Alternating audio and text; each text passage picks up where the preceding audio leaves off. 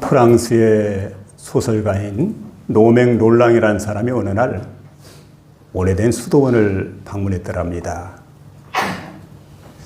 근데 그 수도원은 놀라우리만큼 단촐했습니다. 들어가 보니까 수도원에 여러 방들이 있는데 방들의 특징이 있습니다. 그 방 안에 보니까 침대가 하나 놓여 있습니다. 그리고 오래된 탁자 한 개, 거기다가 조그마한 촛대 한 개, 이게 전부입니다. 궁금해가지고 수도사에게 노맹 롤랑이 이렇게 묻게 됩니다. 내가 보건대 수도원 방들이 다 비어 있는데 참 부족하지 않습니까? 그랬더니 수도사가 대답을 합니다. 미소를 지으면서 이렇게 얘기를 합니다. 그렇지 않습니다. 부족한 것들은 하늘의 것들로 채울 수 있으니까요. 만일에 수도원의 방들이 가득히 차 있다고 한다면 하나님께서 우리가 주시는 것들을 채워둘 만한 공간이 없겠지요. 근데 그 얘기를 들으면서 자신의 마음을 돌이켜보게 됩니다. 자신의 마음 속에 그동안에 이루지 못한 것이 가득했고 또 가지지 못한 것들이 가득했기 때문에 늘 마음속에 불안해하고 초조했는데 아하, 이 모든 것들은 바로 하나님께서 채우시는 공간이 되겠구나. 큰 깨달음을 얻게 됩니다. 그리고 그때 그가 마음속으로 생각을 하게 되죠. 자, 나는 이루지 못했지만, 나는 가지지 못했지만 하나님께서 모든 걸 채워주실 것이라고. 그러면서 그 고백을 하게 되는데 부족함이 없으리로다. 부족함이 없으리로다. 모든 게 충만해서 부족함이 없는 게 아니고 난 부족하지만 채우지 못했지만 하나님께서 채워주실 테니까요. 그러니까 내가 부족함이 없으리로다. 이렇게 고백을 하고 있습니다. 우리 인생들 바라보게 되면 여러분 가지지 못한 게 많이 있습니다. 명예, 지식, 물질, 건강 다 소유하기를 원하는데 이걸 소유하지 못하고 참 부족합니다. 근데 여러분 부족을 어떻게 만족으로 바꿀 수 있을까요? 우리 시편 23편 1절에 보니까 부족함이 없으리로다. 여호와는 나의 목자시니 내게 부족함이 없으리로다. 이렇게 고백을 하게 되는데 원어에 보면 영어 성경에 보게 되면 이렇게 표현합니다. 부족함이 없으리로다. 원하는 바가 없으리로다. 모든 게 풍부하기 때문에 더 바라는 게, 더 원하는 게 사라져버렸다는 거예요. 그래서 오늘 여기 보면 18절 이렇게 말하게 됩니다. 또 내게는 모든 것이 있고 또 풍부한지라. 이렇게 고백을 하고 있습니다. 이게 사도 바울의 고백입니다. 내게는 모든 게 있다. 또 풍부하다. 어떻게 이렇게 고백하며 살아갈 수 있겠습니까? 오늘 이 시간 이 말씀을 듣는 가운데 저와 여러분 마음속에 크신 은혜가 임하게 되는 복된 시간 될 수 있기를 주의 이름으로 부탁을 드립니다. 풍성함의 법칙 가운데 첫 번째는 여기 보니까 자족하는 비결을 배웠기 때문입니다. 어떤 비결이요? 자족하는 비결. 우리가 잠언 30장 8절을 보게 되면 아굴의 기도가 나오게 되는데 아굴은 이렇게 기도를 하게 됩니다. 30장 8절에서 허탄과 거짓을 내게서 멀리하게 하옵소서. 나로 부하게도 마옵시고 가난하게도 마옵시고 오직 필요한 양식으로 채우소서. 이렇게 고백하고 있는 걸 보게 됩니다. 자, 여기 보면 아굴의 기도 가운데 보게 되면 이런 기도입니다. 그러니까 배가 고프든 배가 부르든 비천에 처하든 풍부에 처하든 어떤 환경 가운데서도 하나님 잘 섬기고 믿음으로 살면 좋겠는데 아굴은 그렇지가 못했습니다. 하나님, 만일에 내가 부하다고 한다면 교만해질까 싶고 하나님을 잊어버릴까 두렵습니다. 또 한 가지 내가 가난에 처한다고 한다면 도둑질해서 하나님의 이름을 욕되게 할까? 그게 두렵습니다. 그러면서 하나님께 기도를 하게 됩니다. 가난하게도 마옵시고 부하게도 마옵시고, 한마디로 말하면 환경이 신앙을 지배하게 될 때, 이때는 만족이라고 하는 게 우리 마음속에 찾아올 수가 없습니다. 차족할 수가 없다는 거예요. 환경이 신앙을 지배하기 때문에. 아굴의 기도가 그런 겁니다. 환경이 나의 신앙을 지배하기 때문에 내가 만족할 수가 없다. 그러나 오늘 바울은 말하게 되지요. 바울은 내게 능력 주신 자에서 내가 모든 것을 할 수 있느니라 고백하게 되고, 그리고 나는 비천에 처할 줄도 알고 풍부에 처할 줄도 알고 배부름과 배고픔과 그렇게 고백을 하게 되죠. 이런 어떤 환경 가운데 나는 일체의 비결을 배웠노라. 그래서 나는 만족한 삶을 살아갈 수가 있다. 바울이 그렇게 고백을 하고 있는데, 여러분 그 집안에 보게 되면 온도계가 있습니다. 그리고 온도 조절계가 있습니다. 온도계라고 하는 것은 바깥 공기 영향을 참 많이 받게 됩니다. 그래서 공기가 따뜻하게 되면 온도계가 올라가게 됩니다. 공기가 차갑게 되면 온도계가 내려가게 됩니다. 그러니까 이 공기에 따라서 올라갔다 내려갔다 하게 되는데, 온도 조절계는 어떤 겁니까? 만일에 온도가 공기가 차갑다 그러면 따뜻한 바람을 불어줘요. 온풍기 같은 거죠.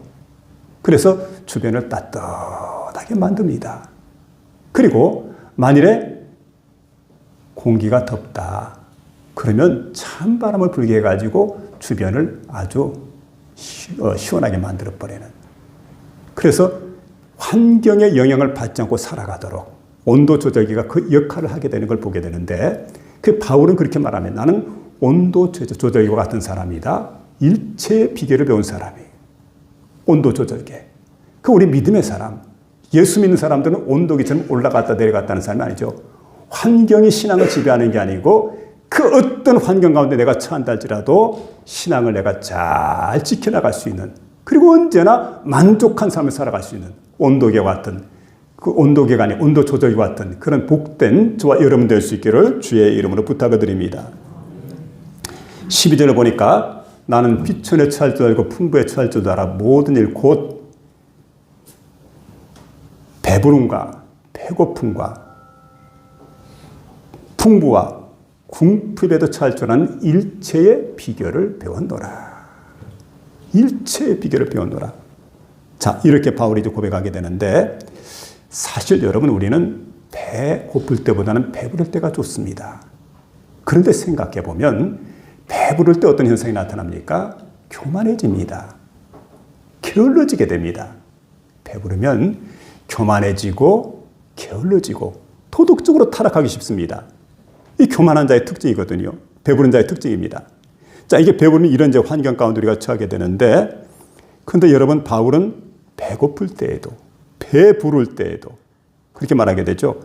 믿음의 사람답게 적응할 수 있는 그런 훈련이 잘 되어져서 어떤 환경 가운데서 승리할 수가 있었다. 바울은 그렇게 이제 고백을 하고 있는 걸 보겠는데, 그래서 13절에 말하죠. 내게 능력 주신 자에서 내가 모든 것을 할 수 있느니라. 이 말씀은 부자가 된다는 말이 아닙니다. 만사 형통해진다는 말이 아닙니다. 내게 능력 주신 자에서 내가 모든 것을 할 수 있느니라. 무슨 말일까요? 바로 비천에 처할 줄도 알고 풍부에 처할 줄도 알고 배고플 줄 알고 배부를 때도, 그런 가운데도 여러분 배가 불러서 교만해지지 않고 배가 고파서 이 궁핍한 가운데 피곤해지지 않고 끝까지 하나님 한 분만으로 만족하게 생각을 하고 그리스도 예수를 모시는 그런 심령이 되어서 언제나 자족하며 살아갈 수 있는 삶의 비결, 승리하는 비결을 내가 배웠다. 이렇게 바울은 고백하고 있습니다. 여러분, 우리는 환경이 문제가 아닙니다. 어떤 환경 가운데 있다 할지라도 내가 내 안에 계신 그리스도 때문에 만족하고 기뻐하고 감사하고 찬송하고 하나님께 영광 돌리는 그와 같은 복된 삶을 살아가는 저와 여러분 될 수 있기를 부탁을 드립니다. 음악가 멘델스존이 있습니다. 여러분, 이분이 어떤 날 그 가까운 도시에 어떤 교회에서 아주 값비싼 파이프 오르겐을 샀다 하는 소문을 듣고 연주를 해보기 위해서 그 교회를 찾아갔더랍니다. 찾아가서 보니까 그 교회 오르겐 연주자가 그 파이프 오르겐 연주를 하고 있습니다. 연주가 다 끝나는 시간을 기다리고 있다가 연주가 끝나서 가까이 가서 이렇게 정중하게 부탁을 했습니다. 오르겐 한번 연주해보고 싶은데 연주해도 되겠습니까?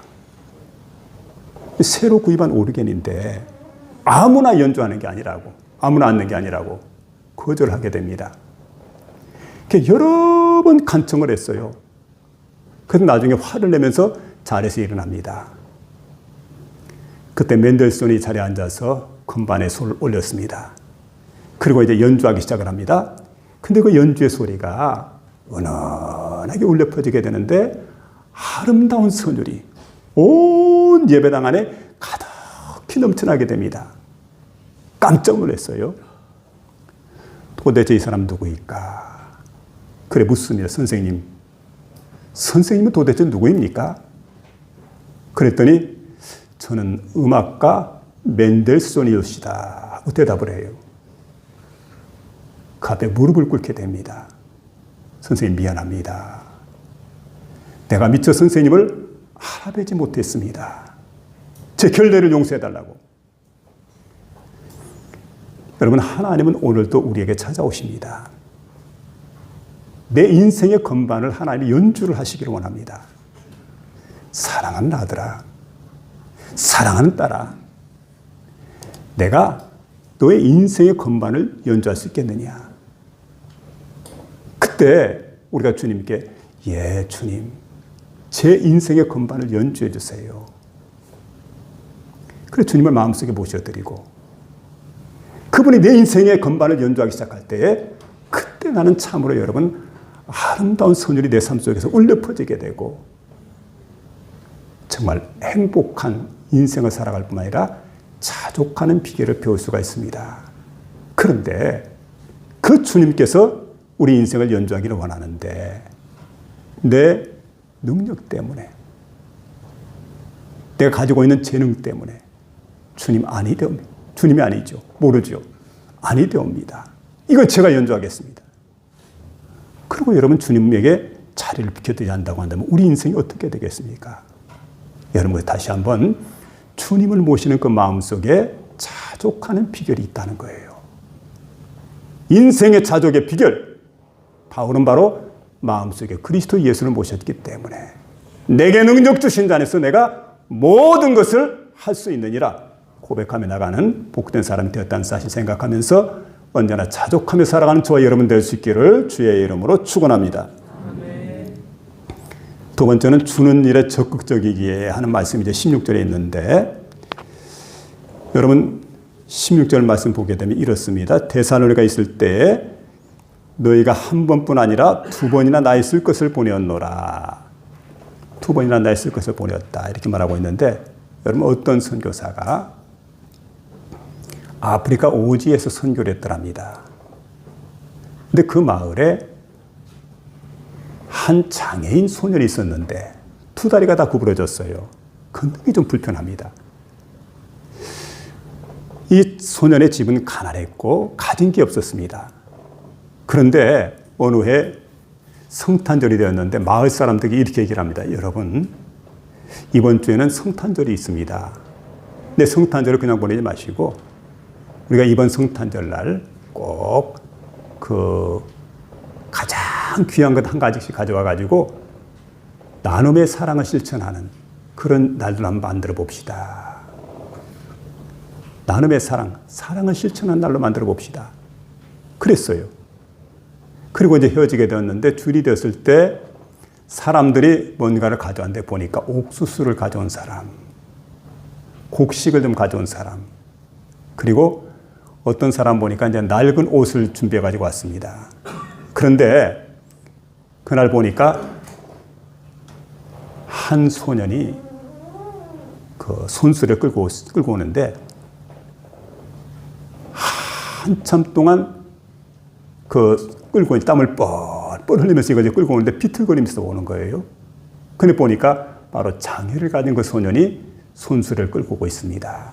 그래 뭔가 하고 들여다보니까 망고가 가득히 실려 있어요. 세상에나. 그래 모인 사람들이 모두가 이제 탄성을 지르고 감동을 하지요. 도대체 이 많은 망고를 어디서 가져왔을까? 그 선교사님이 궁금해가 얘야. 그 많은 망고를 어디서 가져왔느냐? 그때 이야기를 합니다. 선교사님이 가장 귀한 것을 가져오라 해서 우리 마을 근처에는 망고가 없습니다.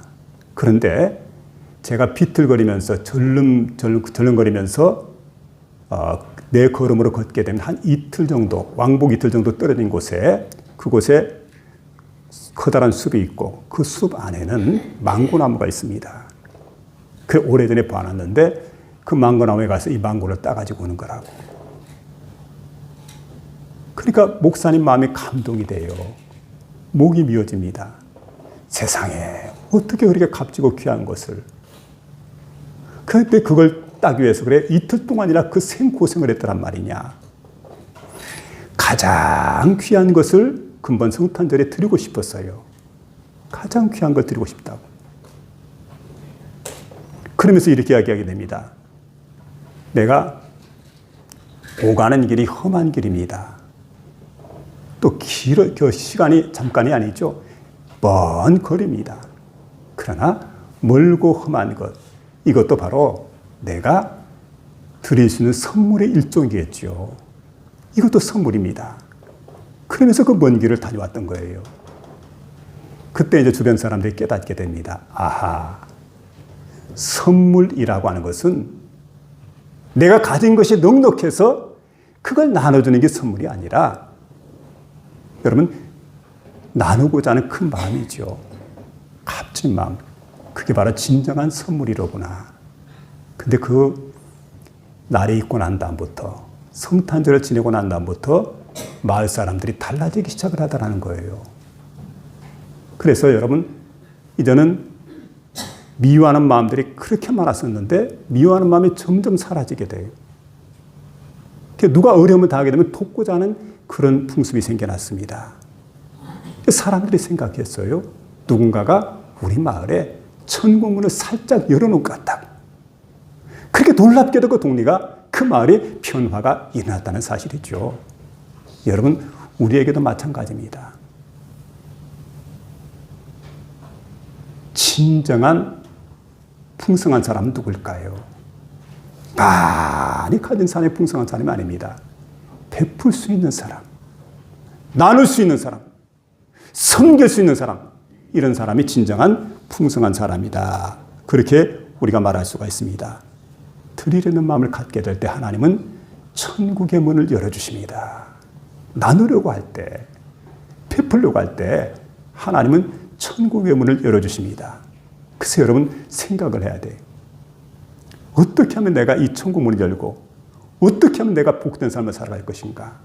나누려고 하는 마음. 이게 우리가 가져야 될 근본적인 마음인 걸 보게 됩니다. 금년도 헌금 통계를 보니까 꽤 많이 나왔습니다. 근데 생각해 보니까 많은 분들이 헌신했구나. 차분한 마음으로 기꺼이 즐겁게 하나님께 이렇게 헌신하면서 헌금을 이렇게 드리게 되었는데, 그러면 새신자 중에서 가난한 성도 가운데서도 자원하는 마음으로 많이 드려서 참 저희 마음이 감동이 되어지게 되고, 그럼 하나님께서 기뻐하셨으리라 이렇게 생각이 되어집니다. 그런데 여러분, 우리 교회가 지금까지 복음의 진보를 이룰 수 있었던 것, 그리고 크고 작은 많은 일들을 할 수 있었던 것, 이게 바로 하나님께 힘껏 헌신하면서 드리는 그런 많은 성도들의 그러한 헌신이 있었기 때문에 이런 일들이 가능했던 걸 보게 됩니다. 우리 교회가 여러분 작은 교회지만 선교사, 세계 각지에 파송되는 선교사를 돕는 교회가 되고, 또 그뿐만 아니라 인도에 17개 교회를 협력해서 세웠습니다. 그들이 기초공사를 해놓게 되면 우리가 다 마무리까지 다 해주는 그런 공사인데, 그게 한 개가 아니고 두 개가 아니고 한 개, 두 개로 시작했는데 17개 교회를 인도에 이렇게 설립을 하게 되는. 그리고 우리가 구역 헌금을 갖고서 한 1년에 500만 원 정도가 됩니다. 이 구역 헌금 전체가 우리 교회를 위해서 쓰여지는 게 아니고 마을을 위해서 사용했는데 모든 구역 헌금들이 마을을 위해서 아름답게 잘 사용되고 있고 또 특별히 어려움 당한 슬픔 당하는 가정들을 조문하는 그런 일이 쓰여지고 있습니다. 참 귀한 일이죠. 마을과 함께하는 이런 교회가 되어지게 되고 또 그뿐만 아니라 여러분 장학금이라고 하는 게 있고 우리 학생들에게 또 게다가 여러분 이제 우리 성도들 가운데 어려운 가정들에게 구제하는 구제헌금 뭐 이런 걸 생각해 보니까 금년도 이렇게 재정 통계를 보니까 한 20% 정도가 이곳에 다 쓰여지게 되었습니다. 제가 이걸 보면서 참 건강한 교회다. 이래서 복음의 진보를 이루고 하나님께 영광 돌리게 되었으니 얼마나 감사한 일인가 하는 그런 생각입니다. 여러분 그런데 오늘 본문에 나오는 빌립보 교회를 보니까 어떤 교회냐. 사도 바울이 어느 날 성령의 인도하심을 받고 하나님 복음을 전하게 되는데 바울의 마음속에는 소아시아라고 하는 그 아나톨리아 반도 지금의 터키 땅입니다. 거기 복음을 전하기를 원하고 흑해 연안에 있는 비두니아에 가서 복음 전하기를 원하는데 하나님의 성령께서 막으십니다. 그리고 이제 하나님께서 원하시는 곳, 인도하시는 곳이 바로 어디냐면 성령의 인도를 받아 따라갔는데 가다 보니까 여러분 이제 구라파 쪽입니다. 유럽 대륙이죠. 사모드라게라고 하는 섬으로 직행을 해서 네아폴리를 지나서 마게도냐 지역의 첫 성이라고 할 수 있는 빌립보에 들어갑니다. 빌립보에 가서 거기서 하나님 복음을 전하게 돼요. 근데 그 빌립보에 딱 들어가 보니까 여러분 거기에 이제 한 그 세 가정을 만나게 되죠. 그리고 거기에서 이제 시작을 해서 하나님 교회가 세워지게 되는데 유럽 최초의 교회가 거기서 세워졌는데 그러니까 여러분 연륜이 짧습니다. 초신자들입니다. 근데 바울이 복음을 전하게 될 때 물질적으로 기꺼이 지원하고자 하는 그런 마음을 갖게 되었는데 사도 바울이 누굽니까? 자신들에게 복음을 전해준 분입니다. 구원의 기쁨을 깨닫게 해준 분입니다. 바울을 통해서 복음을 들었고 바울을 통해서 구원을 받게 되었어요. 그리고 그와 함께 하나님 복음 전하는데 힘쓰고 애쓰는 그런 교회가 되었는데 물질적으로 함께 지원해 주었는데 그래서 오늘 본문 15절 말씀 바로 그 말씀 아닙니까? 바로 전에는 복음을 받은 교회였는데 이제는 빌립보 교회가 복음을 주는 교회가 되었다. 16절에 보니까 데살로니가에서 이렇게 하나님 복음을 전하게 되는 바울에게 기꺼이 물질적으로 이렇게 지원하는 선교적 후원하는 그런 교회가 되었어요. 그리고 17절에 보니까 이것이 바로 그들에게 엄청난 영적인 유익이 되게 되었고 그리고 18절에 보니까 하나님께는 향기 나는 제물이 되고 하나님께 기쁨을 주는 그런 일이 되었다. 이렇게 이제 오늘 성경은 말씀해 주고 있는 걸 보게 됩니다. 그래서 여러분 진정한 풍족이라고 하는 게 뭘까요? 은행에 잔뜩 쌓아두고 통장에 잔고가 자꾸 들어갈 때 재물을 많이 쌓아두게 될 때 난 풍성한 사람이다. 이렇게 생각할지 모르겠지만 그게 진정한 풍성이 아니라는 거지요. 나누는 일이 있을 때 진정으로 베풀고 살아갈 때 섬기는 자가 되어지게 될 때 이 사람이 풍족한 사람이다. 성경은 그걸 우리에게 말씀해 주고 있습니다. 여러분 주님을 위해서 가치 있게 사용한 것이만이 그것이 내 것이 됩니다. 주님 우리에게 말씀합니다. 내 보물이 있는 곳에 내 마음이 있느니라. 여러분 천국에 얼마나 많은 보물을 쌓아두었습니까? 모아둔 것은 천국에 쌓이지 않습니다. 통장 잔고는 절대 천국에 쌓일 수가 없습니다.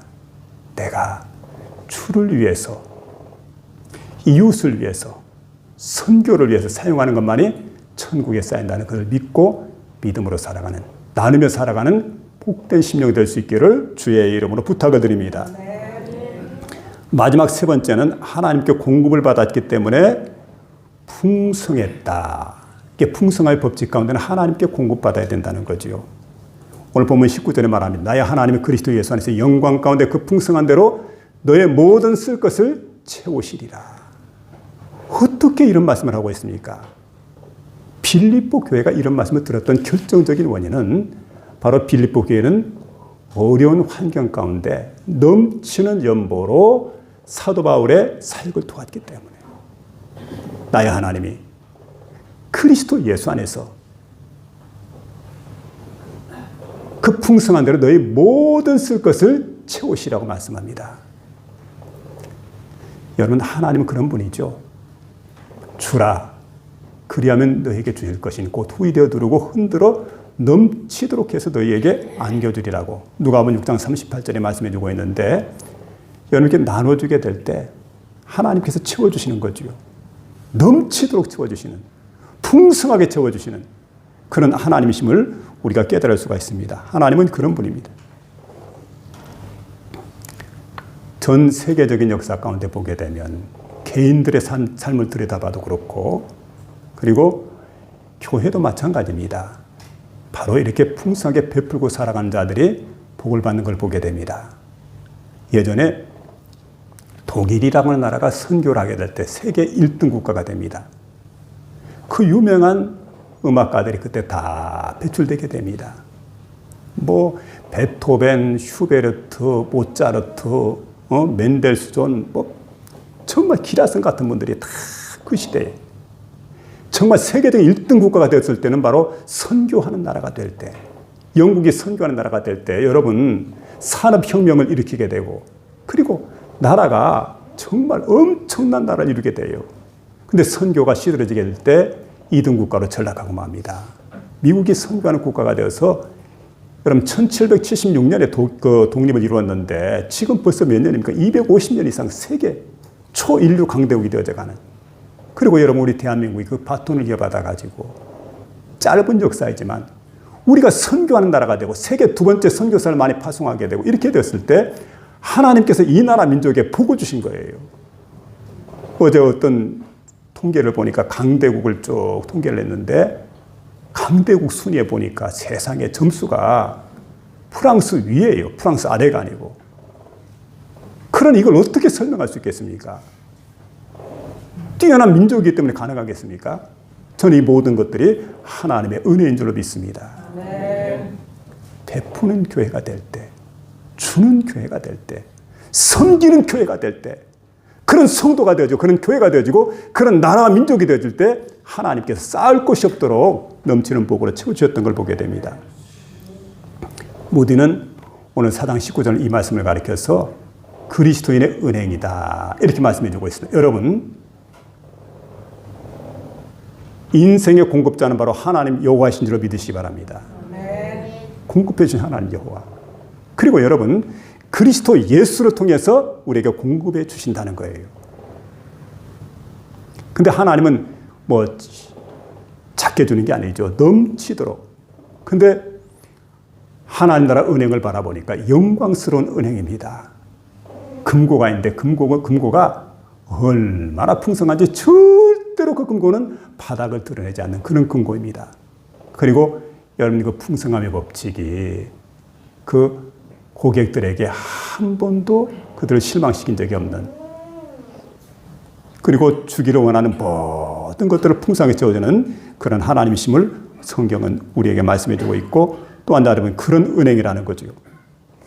여러분 아시는 대로 우리 예수님께서 복음을 전하시게 될 때 누가 옆에 살짝 좀 앉아주시면 좋겠네. 앉아, 옆에. 권사님 옆에 좀 위험해. 저렇게. 예. 많이 힘드신 것 같아요. 예.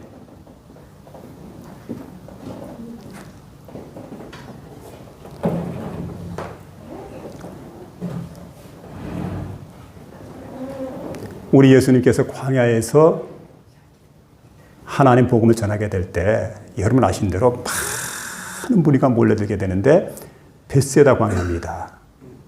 근데 거기에 남자만 5천 명 그랬는데 남녀노소를 합치게 되면 2만 명이 넘는 사람이겠죠. 그 많은 사람들이 몰려들었는데 그들에게 천국 복음을 전파했는데 얼마나 은혜로웠는지 아침부터 저녁까지 하루 종일 말씀을 들었어요. 피곤한 줄 모릅니다. 시간 가는 줄 모릅니다. 배고픈 줄 모릅니다. 그런데 저녁이 돼서 돌아가려고 할 때 주님 마음속에 저들이 배가 고픈데, 저들이 줄여 있는데 먹을 것을 줘야 되겠구나 생각을 하고 그들에게 먹을 것을 나눠주게 할 때 어떻게 됩니까?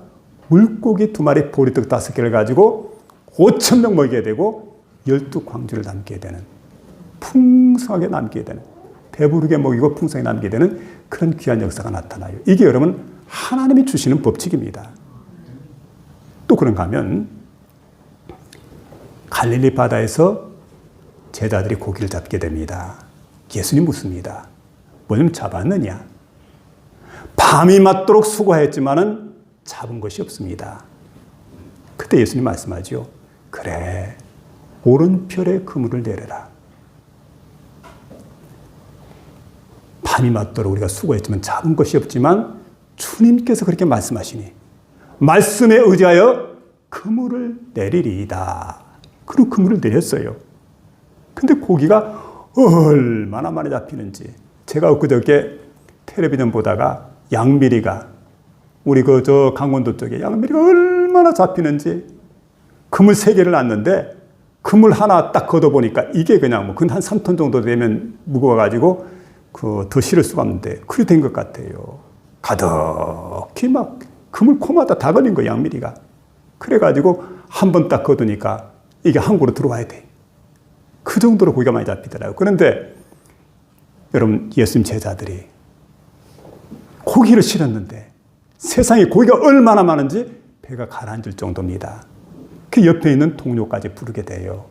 그들의 배까지 채워주게 되는, 이게 바로 하나님 주시는 법칙이라는 사실을 믿고 여러분 그 믿음을 마음속에 간직하며 살아가시길 바랍니다. 하나님은 넉넉하게 공급해 주시는 그런 하나님이시라는 거지요. 부잣집 외아들입니다. 고등학교를 졸업했는데 아버지에게 요청을 합니다. 아버지, 내 고등학교 졸업했는데 성적도 괜찮고 좋은 대학 들어가게 되었는데 자동차 한 대만 사달라고. 얼마든 그때는 가능해요. 아버지는 능력이 있으니까. 근데 여기에 대한 대답은 없고 성경책을 딱 한 권 사가지고 와가지고 입학하는 날, 대학교 입학하는 날 기숙사 들어가는데 기숙사가 거든 성경책 보거라. 그리고 성경책 가운데 특히 빌립보서 4장 19절이 은혜로운 말씀인데 아버지도 그 말씀을 좋아하느니라. 그러니까 꼭 잊지 말고 성경 펼쳐서 성경 읽으라고. 근데 아들이 화가 났어요. 사달라는 차는 안 사주고 성경책 한 권 사주면서, 달란 거 성경책 한 권 사주면서 읽으라고 또 명령까지 하니까 기분이 나빠가지고 성경책을 한쪽에 그냥 쳐가 뒀습니다. 방학 때마다 아버지한테 찾아가서 졸라댑니다. 아버지, 자동차 한 대만 사주세요. 성경 읽어봤느냐? 빌립보서 4장 19절 읽어봤느냐? 묵묵부답이거든요. 그렇게 4년을 지냈는데 대학을 졸업할 때가 되었습니다. 이제 아들의 엄마 아빠가, 부모님이 참석해가지고 졸업할 때 그를 축하를 해줬어요. 진정으로 축하를 해주게 되고. 그런데 마음이 안 좋아요. 아들이 안 편합니다. 세상에 4년 동안 앉으나 서나 눈을 감으나 눈을 뜨나 차 사달라고 그렇게 졸라댔건만 차도 안 사주고 그 고생시키고, 참 이제 학교를 졸업하게 되었는데 생각을 하는 거예요. 그러면서 이제 방을 빼려고 그럽니다. 그때 아버지가 기숙사 방 안에 들어갑니다. 가서 보니까 성경책이 한쪽 구석에 딱 처박혀 있는데 먼지가 자욱해요. 아버지가 먼지를 털어내면서 말합니다. 아들아, 마지막으로 부탁하는데 성경 한번 읽어봐라. 빌립보서 4장 19절이다. 성경을 딱 펼치게 되는데 빌립보서 4장 19절 안에 수표가 한 장 들어가 있어요. 이 수표가 뭡니까? 자동차 값입니다. 자동차를 사고도 나무 믿는 것. 그럼 자동차 샀더라고 하면 평생 자동차 타면서, 아니 평생이 아니죠. 그 학교 다니면서 자동차 타면서 그냥 그렇게 행복하게 학교 생활할 수 있을 터인데 기쁨을 누리지 못하고 고생하면서 지나온 4년의 생을 생각하니까 너무 억울한 거예요. 이럴 수가 세상에. 여러분, 오늘 다시 한번 생각해 봅시다. 빌립보 4장 19절이 너무 좋은 말씀이에요. 너무 귀한 말씀이에요. 다시 한번 생각해 보세요. 나의 하나님이 그리스도 예수 안에서 그 풍성한 대로 너희 모두 쓸 것을 채우시리라. 자족하는 마음을 주시고 나누는 마음을 주시고 그리고 공급받을 수 있는 은혜를 주시고 여러분 자족하고 나누고 공급받고 그러면서 여러분 빌립보 4장 19절의 말씀을 갖다가 내 삶 속에 이루어서 신앙생활이라고 하는 것은 맛을 보는 거예요. 신앙생활이라는 것은 누리는 거예요. 신앙생활은 기쁨입니다. 바로 이와 같은 복된 역사가 저와 여러분의 심령 속에 가득히 임할 수 있기를 주의 이름으로 축원합니다. 감사